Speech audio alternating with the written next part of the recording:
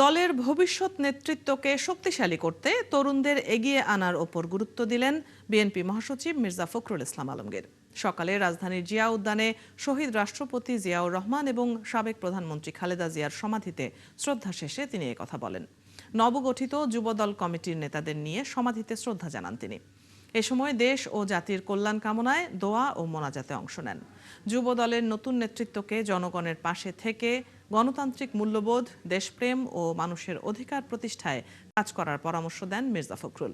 পাশাপাশি নেতাকর্মীদের ঐক্যবদ্ধ থেকে দেশের উন্নয়ন ও গণতন্ত্রকে শক্তিশালী করার আহ্বানও জানান বিএনপি মহাসচিব।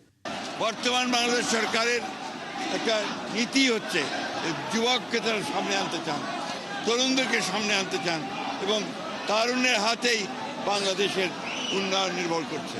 আজকে সেই জন্যে এই নতুন কমিটির যে কাজ দায়িত্ব সেটা অপরিসীম। আমরা বিশ্বাস করি তারা আমাদের দেশনায়ক, আমাদের নতুন বাংলাদেশের নেতা, ডাইনামিক লিডার তারেক রহমান সাহেবের নেতৃত্বে সামনের দিকে এগিয়ে যাবে।